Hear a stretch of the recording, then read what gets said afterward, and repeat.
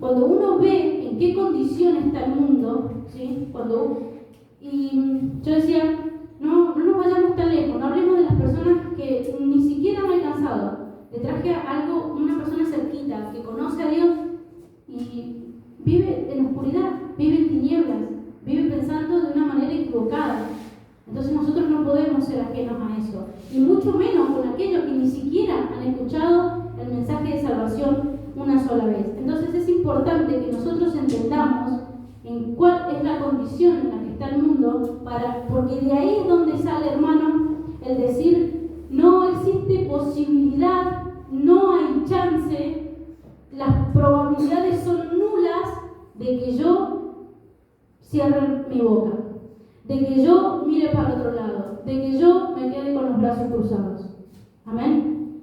¿Por qué? Porque nosotros no hay posibilidad de que yo no me movilice, no hay posibilidad de que yo no diga, no, yo quiero anunciar el Evangelio, no, yo quiero contar lo que, así como yo recibí esa salvación, compartirla con otro. Amén. Eso es lo que a nosotros nos tiene que movilizar. Como decía Flor, hay un 30% de la población que no tienen el privilegio de conocer a Jesús. ¿Y qué es lo que nos espera? ¿Qué le espera a esa gente que no conoce a Jesús? ¿Qué piensa usted? Condenación. Porque el mundo ya había sido condenado. Cuando el pecado ingresó, el mundo fue condenado. Yo dije, estas son algunas consecuencias del pecado, pero el mundo fue condenado. ¿Y quién hizo la obra? ¿Quién nos salvó? Jesús. Jesús vino y nos salvó. Pero hay gente que no lo sabe. Y yo decía, pero esto del plan de salvación, pero lo he escuchado incansables de veces. Y lo hemos repetido un montón de veces. Entonces yo me preguntaba y decía, pero hay gente que no.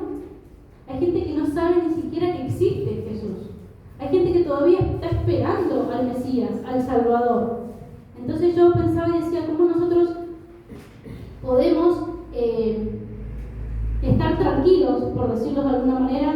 ¿Cómo nosotros no nos podemos movilizar, ¿no?, con todo lo que está pasando?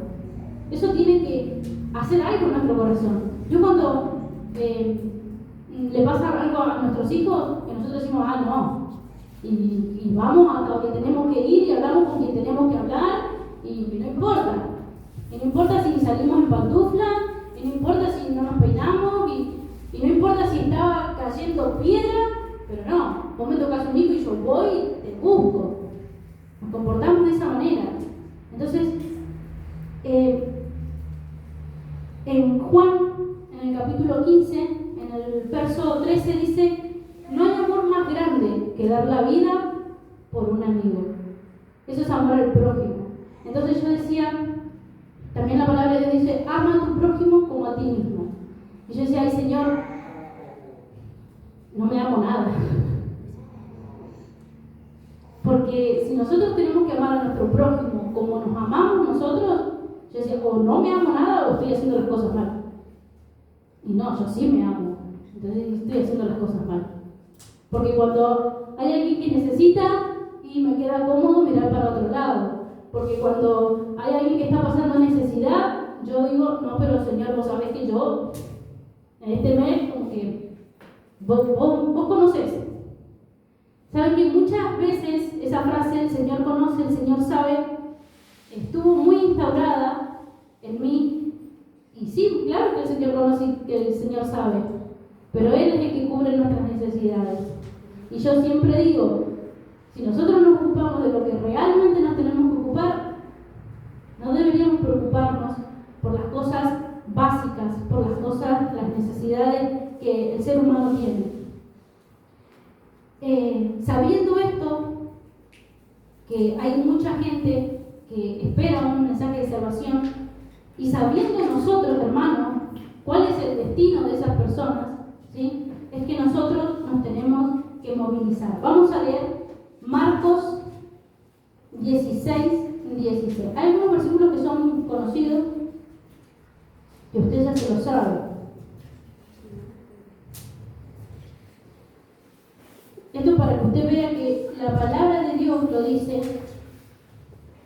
Marcos 16:16 dice, el que crea y sea bautizado será salvo, pero el que se niegue a creer Será condenado. será condenado. No hay, hermano, términos medios. O son salvos o están condenados. Cuando esta persona me decía, ¿cómo no se va a acordar Dios de mí con todas las cosas buenas que yo he hecho? Y yo decía, no hay chance, y seguramente que se va a acordar de vos, pero darlo por seguro que se va a acordar. Pensando que de esa manera, ¿no? Uno va a decir, Dios es misericordioso. Amén. Y vivimos en el tiempo de la gracia. Pero tenemos que tener cuidado de no abusar, porque a Dios no puede ser burlado. Amén. Y Dios, así como nosotros anotamos, pero cuando nos enojamos con alguien decimos, acá, con sangre te lo anoto, Dios también anota. Y Dios también vamos a tener que rendir cuentas delante de Él.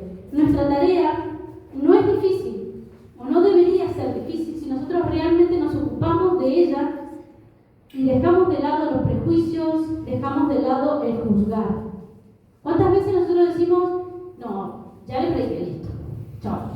Y ahí que se quede, Dios sabrá qué pasa con esa vida, con esa alma, yo no me ocupo más, ya me cansé. ¿Cuántas veces decimos, no, para que ella sola no vayamos porque viste que no vamos? Y yo decía, ¿cuántas veces nosotros tenemos esas declaraciones? Y decía, qué mal.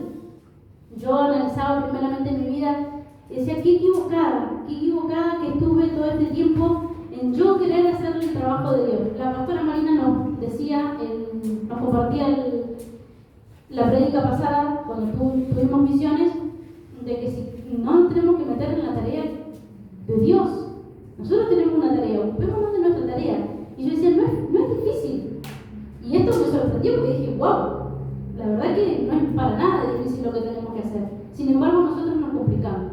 Yo dije, las mujeres somos complicadas y siempre nos rebuscamos para complicar la existencia. Y hoy me lo dijo mi hija. Yo hoy estaba resolviendo una situación y ella me dice, pero hacé acá, ¿para qué te complicas? Yo, bueno, nos gusta complicarnos a las mujeres. Y yo decía, ¿por qué nos tenemos que complicar? ¿Y por qué tenemos que ver? Y como la pastora recién también decía, y a ver que si será el tiempo, que si no será, que pum, que pan. Y se nos va el tiempo, nos pasamos la vida tratando de acomodar, que los eslabones vayan ahí encadenaditos, que los colores vayan ahí combinados, para que nosotros podamos salir a predicar el Evangelio. Pero no, primero me voy a preparar, y voy a estudiar, y en el camino nos cansamos, hermano. En toda esa preparación que arrancamos, y voy a estudiar y me voy a preparar para que después vaya a predicar el Evangelio, nos cansamos y decimos, no, Señor, la verdad que mejor me quedo tocando el teclado.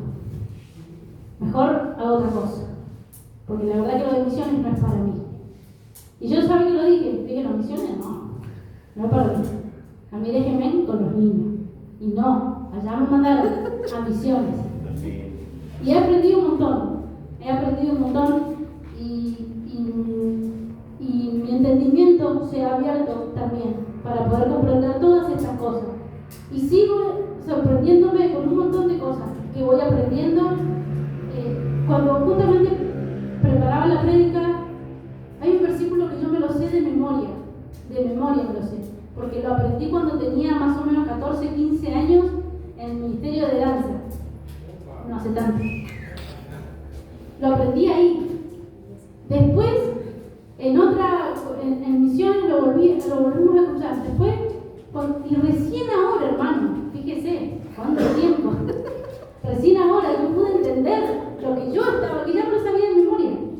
Recién ahora yo lo pude entender y quizás eran cosas que no se relacionaban, porque era el ministerio creativo con misiones, con otras de las cosas, el instituto bíblico, quizás no se relacionaba y yo decía, wow, es un versículo que lo vi en 3 años diferentes y a mí dije, wow, qué increíble que es la palabra de Dios, amén. Que nosotros podamos ocuparnos de nuestro trabajo, que podamos dejar de lado los prejuicios, que podamos dejar de lado el juzgar. A ver, vos te salvás, vos no te salvás, vos sí tenés derecho a que yo te predique, vos no porque te portaste mal conmigo, vos porque tenés cara de mal, no, entonces no, vos sí, vos. Nosotros no podemos hacer eso. El único que juzga es Dios. Amén. Y el único que el Espíritu Santo es el que se encarga de convencerlos de pecado y del juicio que les espera. Muchas veces nosotros decimos, no, porque si vos no hacés, ¿sabes qué te va a pasar? Y no es nuestra tarea. A ver, vení, contame. ¿Qué es lo que hiciste en tu pasado? A ver si yo te voy a decir si vos podés venir a la iglesia o no. Y no es nuestra tarea esa. Nuestra tarea, hermano, y esto es lo que yo quiero que usted se lleve, es que nosotros tenemos que predicar el mensaje de perdón y salvación. Eso es lo que tenemos que decir.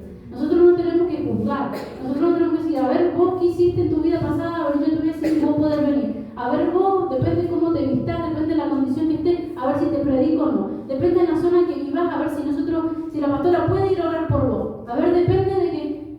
No depende de nada, ¿sí? Nuestra tarea es predicar el mensaje de perdón y salvación. ¿Amén? Hablar de ese Jesús del que a nosotros se nos habló por primera vez. Mira, hermano, yo decía, si a mí me hubiesen venido a decir, a ver, yo no voy, gracias. ¿Cuántas veces nos cierran las puertas y nos dicen, no, gracias, porque piensan que nos vamos a juzgar, porque piensan que vamos a entrometernos o a indagar en su vida qué fue lo que hizo para nosotros decir si puede ser salvo o no? Entonces nosotros no podemos dejar que siga pasando esto, ¿sí? Sino que nosotros cuando salgamos a predicar, pero cuando pasa que nosotros vemos los testigos de Jehová, decimos, bueno, lo mismo, yo pensaba lo mismo, quizás dirán de nosotros, pues viene la flor que va a preguntar, me va a decir, no, porque no tenemos que meternos en la vida de nadie, no tenemos que conocer el pasado de nadie, nosotros tenemos que predicarlo. ¿Qué necesidad tenés? Bueno, Dios te puede suplir las necesidades. ¿Por qué situación estás pasando? ¿Qué problemas tenés? Bueno, podés llevar las cargas a los pies de Dios. Dios consuela, Dios restaura, Dios limpia. Esas son las palabras que nosotros tenemos que dar. Dios es amor, Dios te puede abrazar, Dios te puede contener, Dios te puede consolar. Esas son las palabras que tienen que salir de nuestra boca. No decir, no, porque ¿sabés qué te va a pasar si vos no venís? Eso se va a encargar el Espíritu Santo, y de juzgar se encarga Dios. Ese es el mensaje que nosotros tenemos que dar. Y yo cuando lo decía, digo, wow, ¿por qué nos enroscamos tanto en decir, bueno, a ver, ¿por qué? ¿Qué? Investiguemos, a ver qué es lo que pasó, a ver, para darle la palabra justa. El Espíritu Santo es el que nos da la palabra justa para esa persona. Pero nosotros de base tenemos que saber que vamos por un mensaje de perdón y salvación. Amén. No vamos a juzgar, no vamos a decirle a nadie nada. La palabra es la que trae a la luz el pecado. Que uno se da cuenta en la condición que está, ¿sí? La palabra es la que le revela. Nosotros no podemos ir, no, porque la palabra de Dios dice acá que vos, eso con el tiempo, con el crecimiento de la persona, la palabra se le va dando y la persona se va dando cuenta de eso. Entonces yo decía, qué fácil es por ahí cuando saludamos a una persona decir Dios te bendiga, Dios te ama, o cuando una persona vemos que está mal, decirle Dios puede consolar. No sé qué situación está pasando, pero podemos orar por vos. Son cosas básicas que deberíamos hacer, pero muchas veces no hacemos, no las ponemos en práctica, las decimos, pero no las ponemos en práctica. ¿Y sabe qué? Vamos a leer Segunda de Pedro. La pastora Marina recién decía, Cristo viene, amén. No sabemos el día, no sabemos la hora, no sabemos cuándo, pero Cristo viene. Y nosotros somos parte de ese propósito que Dios tiene, amén. De que todo el mundo crea, de que todo el mundo sea salvo. Nosotros somos parte de eso. Él nos encomendó esta tarea de predicar la palabra, ¿sí? Nosotros somos parte de eso.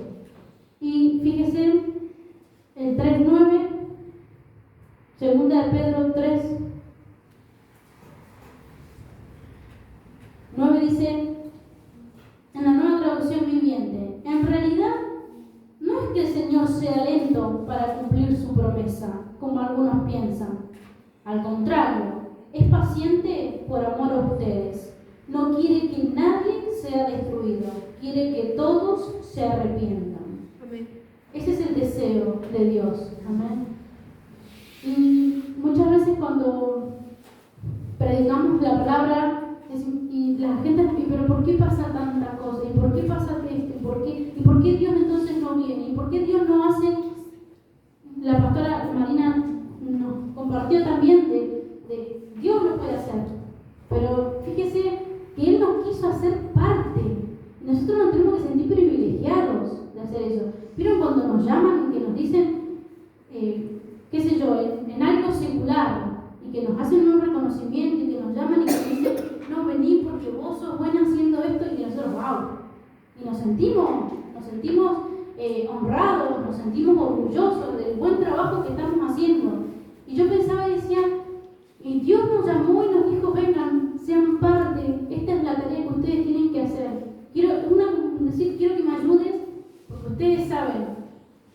A mí me gusta que me digan eso, a mí me gusta que cuando están haciendo algo me digan, che, Flor, vení porque vos sos buena haciendo esto. ¿O a quién no le gusta? Dios nos dio el privilegio ese, de ser parte de su obra. ¿Necesitaba Dios pedirnos a nosotros? No necesitaba, porque Él lo puede hacer.